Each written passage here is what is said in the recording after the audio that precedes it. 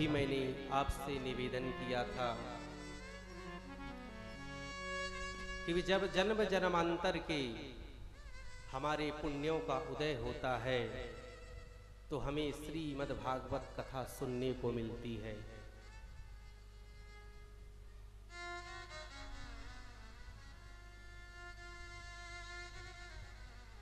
आइए हम सभी अपने हृदय रूपी मंदिर को ऐसे सजाएं, ऐसे बनाएं कि ठाकुर जी आकर विराजमान हो जाएं।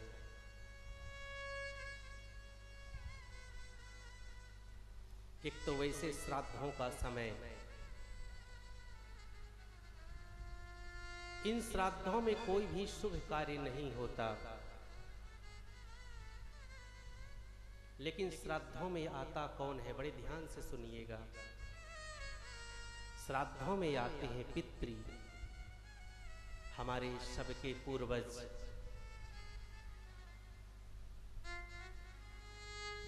हर घर के द्वार में आते हैं आपके पूर्वज, हमारे पूर्वज, और देखते हैं, समझते हैं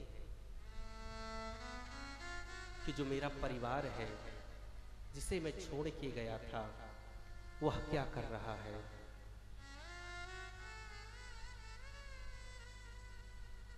यह भागवत जो है प्रेतों को तारती है, पितृ दोष की निवृत्ति करती है। भागवत में वो दिव्यता है, अलौकिकता है, भागवत में वो सामर्थ्य है कि कितना भी चाहे पापी हो, कुकर्मी हो, कुसंगी हो, कुबुद्धि हो, जो भटकाव के रास्ते में चल रहा हो, जिसे कहीं शरण न मिल रही हो, मेरे ठाकुर जी उसे शरण दे देते हैं। एक ऐसा द्वार है, तुम जब हर द्वार को खटखटा लो, जब हार जाओ, निराश हो जाओ, परेशान हो जाओ, कोई रास्ता न दिखे, मैं क्या करूं, तब ठाकुर जी कहते हैं मुझे पुकारो।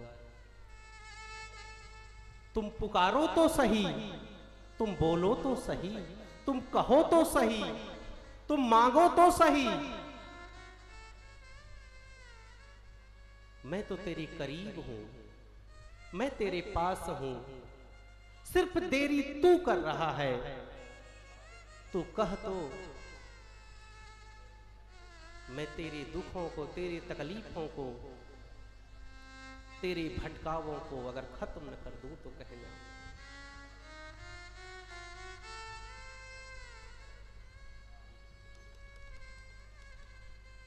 भागवत क्या है?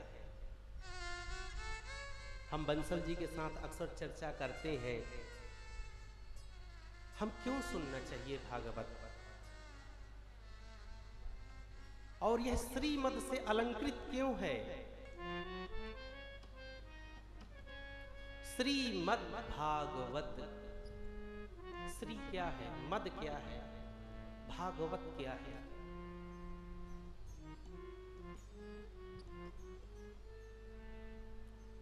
श्री का मतलब होता है ऐश्वर्य, श्री का मतलब संपन्नता, श्री का मतलब समग्रता,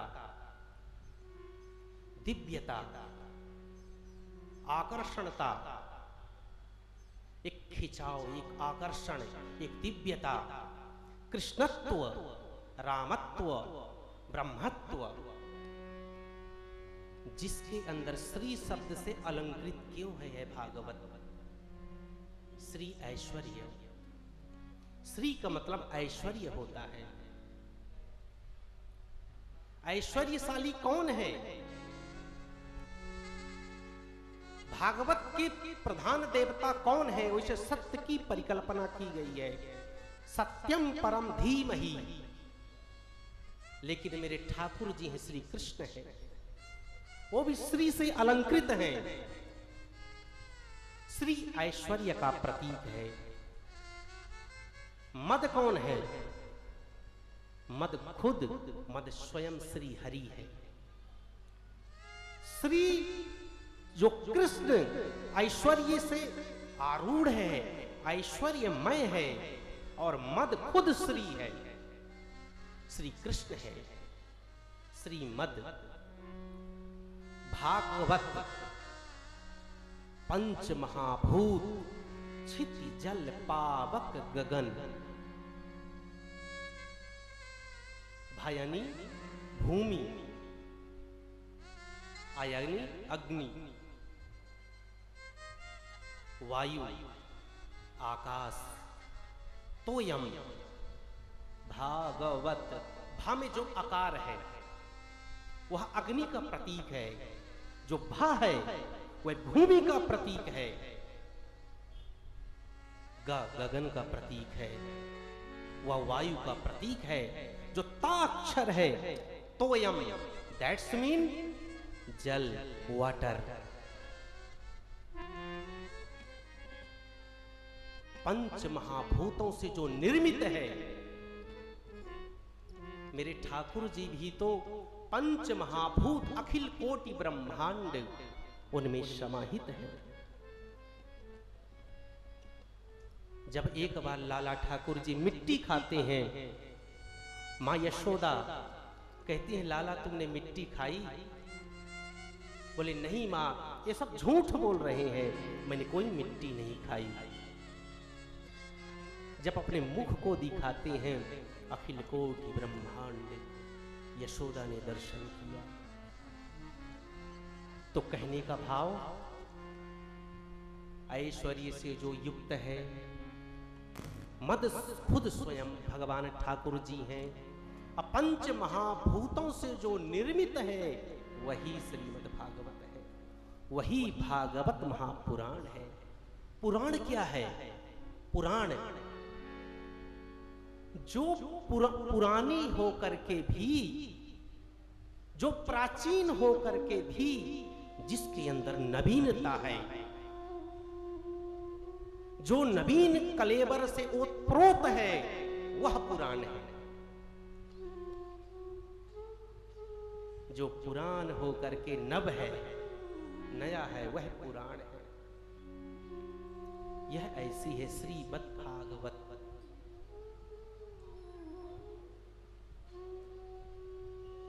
प्रथम श्लोक श्रीमद् भागवत का है, सच्चिदानंद रूपाय विश्वोत्पत्त्यादि हेतवे तापत्रय विनाशाय श्री कृष्णाय वयं नुमः। सतचित आनंद, बड़े ध्यान से सुनिएगा। मैंने निवेदन किया है अपने मन को, अपने दिल को, अपने हृदय को। ये भी एक मंदिर है। श्री कृष्ण को बैठाइए, उनकी दिव्य छटा को, आभा मंडल को निहारते हुए, अनुभव करते हुए, रोम रोम में श्री कृष्ण प्रस्फुटित हो रहे हैं। आपके समक्ष कृष्ण विद्यमान है। यह कोई पोथी नहीं, खुद श्री कृष्ण है। कृष्ण मेरा, ठाकुर मेरा कैसा है? सतचित आनंद। सत जो पहले था, जो आज है, जो आगे रहेगा, वो सत है। यह पुष्प आज है, कल नहीं रहेगा। मैं आज हूं, कल नहीं रहूंगा। आप आज हैं, कल नहीं रहोगे। ये दुनिया आज है, कल नहीं रहेगी। लेकिन मेरे गोविंद, मेरे ठाकुर, मेरा लाला हमेशा रहेगा। क्योंकि ईश्वर सत है, सब दुनिया असत है। दुनिया असत्य है। यह सिर्फ आभास है, यह कोरी कल्पना है, यह हमारी फैंटेसी है। That's my fantasy, that's your fantasy. यह परिकल्पना है हमारी। It's not truth. यह सत्य नहीं है। According to my शास्त्र, according to my Bhagavat Mahapuran, what I am saying right now, untruth है, यह ट्रुथ नहीं है।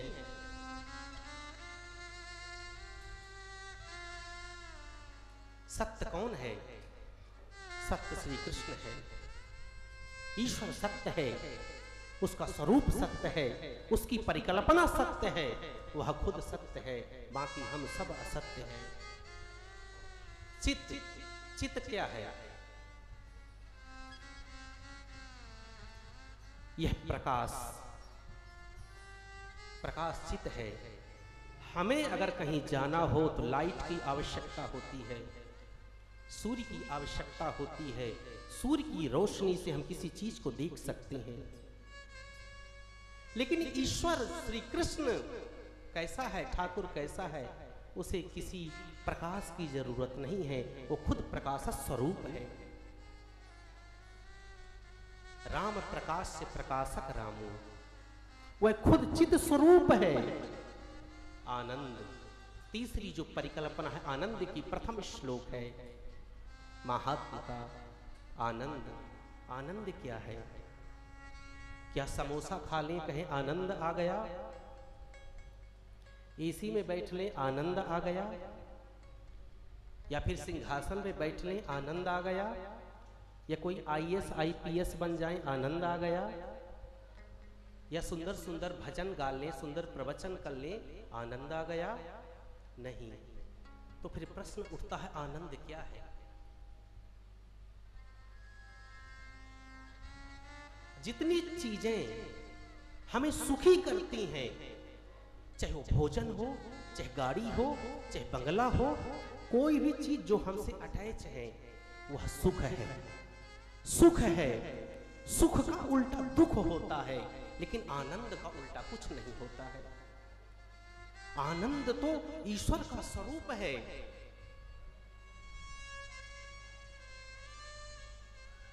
मेरा ठाकुर आनंद स्वरूप है, चित स्वरूप है, सत्य स्वरूप है।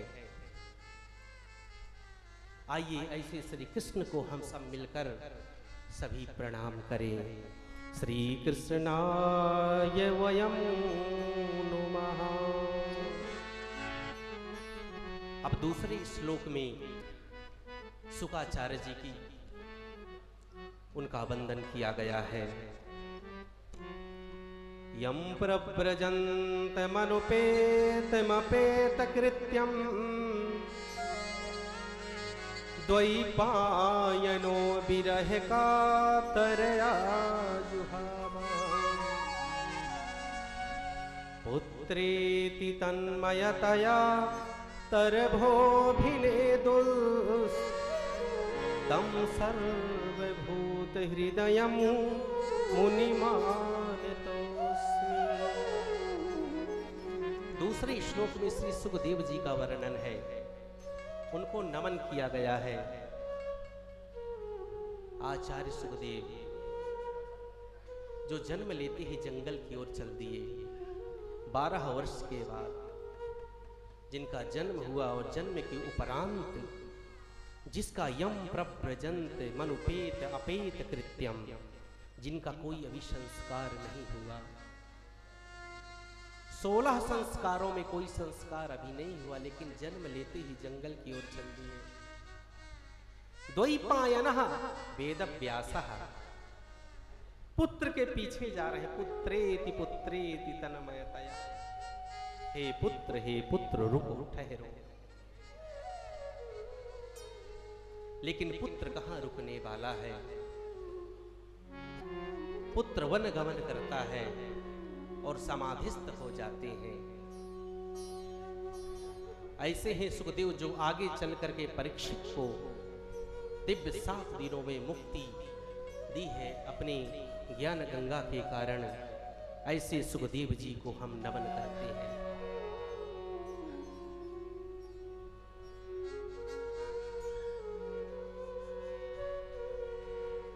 जैसे हम यहां सभी एकत्रित हुए हैं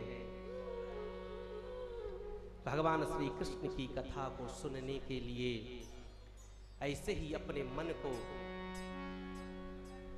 नैमिषारण्य की ओर ले चलते हैं। दिव्य तीर्थ नैमिषारण्य 88,000 ऋषि, सतगृहस्थ ऋषि बैठे हुए हैं।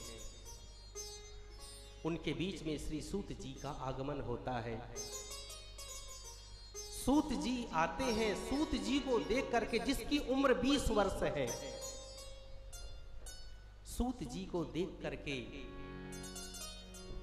सभी ऋषि, इतनी उम्र के ऋषि, हजारों हजारों वर्ष जिनकी उम्र है, सूत जी को देख करके सब खड़े हो गए।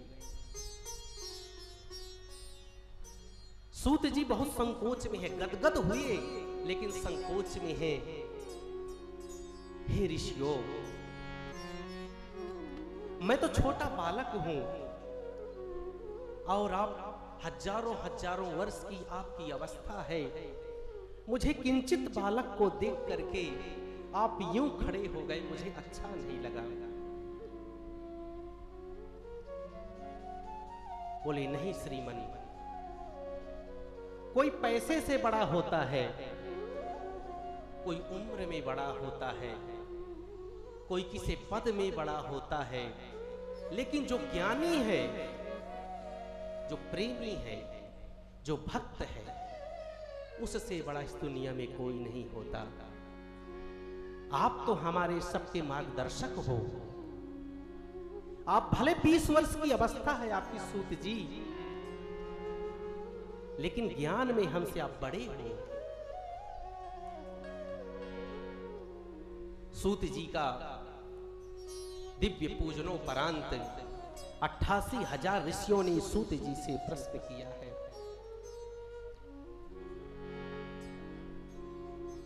कि हे प्रभु, हे सूत जी, हमें कुछ ऐसी कथा सुनाएं, एक दिव्य कथा सुनाएं, कोई कथा का सार सुनाएं, जिससे कि यह शांत मन, यह कलुषित मन शांत हो जाए। सूत जी ने प्रश्न को सुनकर सूत जी गदगद हुए। बोले, आपने बहुत अच्छा प्रश्न किया। यह प्रश्न बहुत ही दिव्य है, बहुत ही अलौकिक है।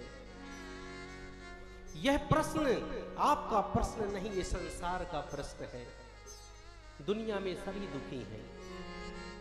कोई दिल में हाथ रख करके ये नहीं कह सकता कि मैं सुखी हूं, सुनो मैं सुखी हूं, कोई नहीं कह सकता। बोले, हे ऋषियों, आपने ये प्रश्न अपने लिए नहीं, ये संसार के लिए प्रश्न पूछा है। ये संसार का प्रश्न है। आप उसको रिप्रेजेंट कर रहे हो, आप प्रश्न को उपस्थित कर रहे हो, प्रश्न को रख रहे हो। जो प्रश्न आपने निवेदित किया है, वह प्रश्न वस्तुतः इंडिविजुअल नहीं है, सार्वभौमिक है, हम सबका प्रश्न है।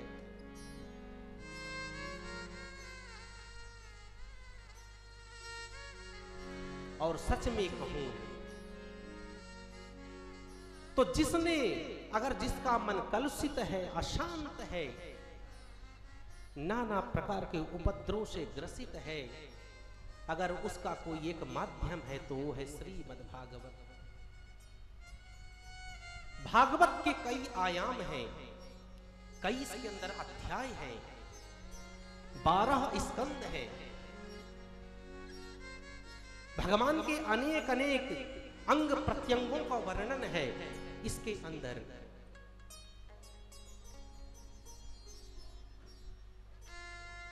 और हम सब कैसे हैं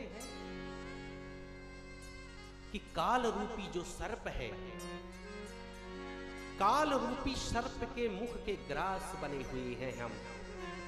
एक सर्प है, कल्पना करिए, एक काल रूपी सर्प है और सर्प के मुख में हम सब बैठे हैं।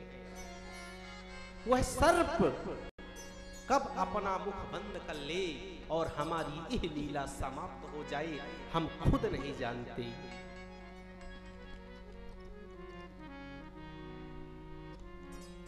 अगर जिसको इस दुनिया से, इस संसार से पार जाना है, और दूसरे शब्दों में मनुष्य का वास्तविक उद्देश्य तो यही है। अच्छा, कभी हमने कभी प्रश्न किया है कि हम यहां क्यों आए हैं, हमारा उद्देश्य क्या है। क्या जन्म लेना, पढ़ाई करना, नौकरी करना, पैसे कमाना, वाहन लेना, बिजनेस करना, बूढ़े हो जाना और मर जाना, उद्देश्य क्या यही है? तो फिर उद्देश्य है क्या? What's my purpose? Who I am? I don't know about that. मैं खुद नहीं जानता हूं। I don't know also. मैं खुद नहीं जानता मैं क्यों आया, मेरा उद्देश्य क्या है, मेरा पर्पस क्या है। यह तो हम जानते नहीं, यह हम जानना नहीं चाहते, यह हम जानकर अनभिज्ञ हैं। इससे पृथक उद्देश्य है ईश्वर की प्राप्ति करना। ये जो रिश्ते हैं, ये जो नाते हैं, सब शरीर के हैं। भागवत बहुत मार्मिक विषय है। हमारा जो इस शास्त्र है मार्मिक है, यह कोडिंग है, इसको डिकोड करने की जरूरत है। इसके प्रत्येक पात्र को जब हम आध्यात्मिक रूप से देखते हैं, वैज्ञानिक ढंग से देखते हैं, तो इसका मतलब भी कुछ और हो जाता है। ये जितने रिश्ते हैं, जितने नाते हैं, ये सब शरीर के हैं।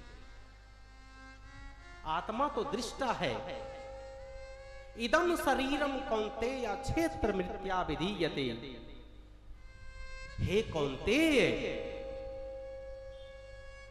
यह क्षेत्र, शरीर को श्री कृष्ण ने क्षेत्र कहा है गीता में। इदम शरीरम, संस्कृत में इदम का मतलब होता है यह। इदम शरीरम कौन्तेय, हे कौन्तेय, हे अर्जुन, यह जो शरीर है, यह जो शरीर है, इसकी भाषा को पकड़िएगा आप।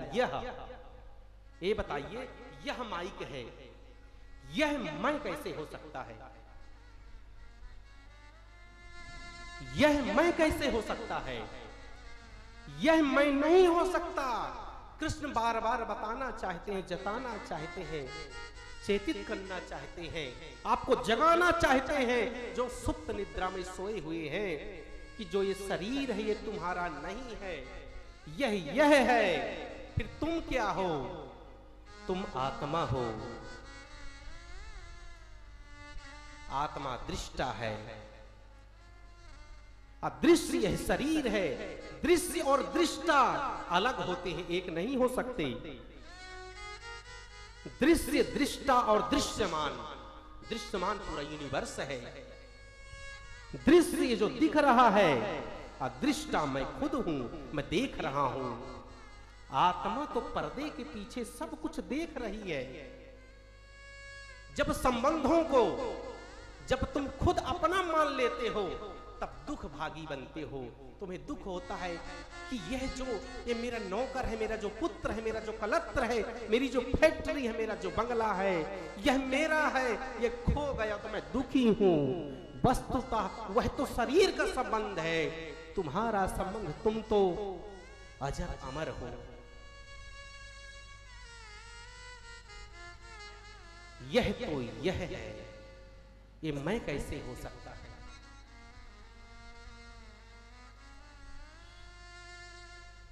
श्री सूत जी ने निवेदन किया है कि भागवत ही ऐसा माध्यम है कि इससे व्यक्ति धर्म को पाना चाहे, अर्थ को पाना चाहे, काम को पाना चाहे, मोक्ष को पाना चाहे, ठाकुर को पाना चाहे, कृष्ण को पाना चाहे, सब कुछ पा सकता है। और भागवत की इतनी महिमा है, जब राजर्षि परीक्षित को श्राप लगा और आचार्य सुखदेव कथा कह रहे थे, देवताओं को ये बात पता चली। देवता जो है अमृत का कलश लेके आए। इस भागवत की महत्ता को समझिए, सुनिए, जानिए। देवता भी स्वर्ग से उतर के आए, आचार्य सुखदेव जी के समक्ष गए। हे आचार्य, हे सुखदेव, आप जो भागवतामृत जो परीक्षित को सुना रहे हैं वो हमें सुनाइए, रस का रसस्वादन हमें कराइए, हम सुनना चाहते हैं। क्योंकि भागवत पुराण इत्यादि जो है सब यही है, स्वर्ग में कुछ नहीं है। आप जितना सुंदर भोग करोगे, दान करोगे, पुण्य करोगे, अच्छा काम करोगे, आप इंद्र बन सकते हो। जिसने 100 यज्ञ किया वह इंद्र बनता है। जिसने 11 यज्ञ किए वह आगे चल के 1000, उसको हम आज की भाषा में 1000 करोड़पति, 1000 करोड़ का मालिक, जो जितने बने हैं पिछले जन्मों में उन्होंने यज्ञ किया है, धर्म किया है, पुण्य किया है। तो देवताओं को जब बात पता चली, अमृत का कलश लेके आए, परीक्षित के सामने उस कलश को रख दिया कि इसे परीक्षित को पिला दो। आचार्य सुखदेव हमें जो है कथामृत पिलाइए। पता है सुखदेव जी ने क्या किया? देवताओं को डांट के भगा दिया। क्यों? बोले कि तुम्हारा जो अमृत है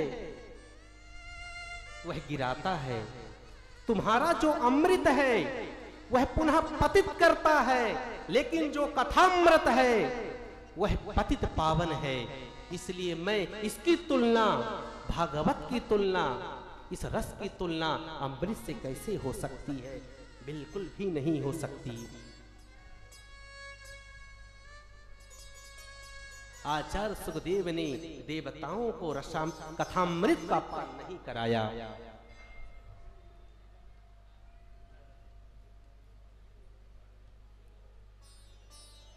जब देवता ब्रह्मा जी के पास पहुंचे, इस शिकायत लेकर के हमें आचार्य सुखदेव ने कथामृत का पान नहीं कराया, ब्रह्मा भी विस्मित हो गए।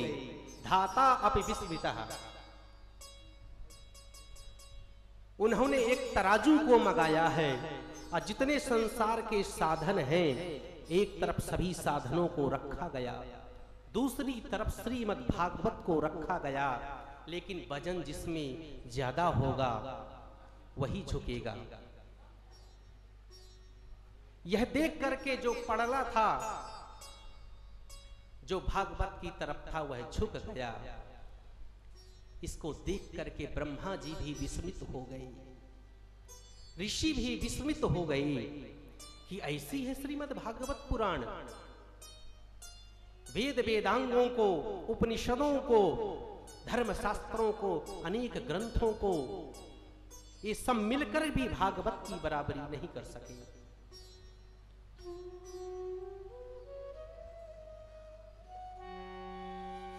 यह कोई पुस्तक नहीं, कोई पोथी नहीं, यह कृष्ण का स्वरूप है।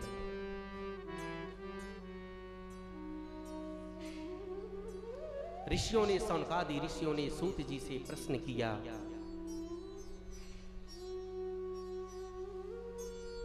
कि हे प्रभु, कि अभी अभी आप निवेदन कर रहे थे नारद के विषय में, क्योंकि नारद जी के जो शिक्षा गुरु हैं वो ब्रह्मा जी हैं। नारद जी ने ब्रह्मा जी से भागवत को पढ़ा, समझा, जाना। जो सप्ताह पारायण की विधि है वो सनकादियों से जाना है। 88,000 ऋषियों ने प्रश्न किया कि नारद जी तो एक जगह रुकते नहीं, क्योंकि नारद जी का काम है चलते रहना।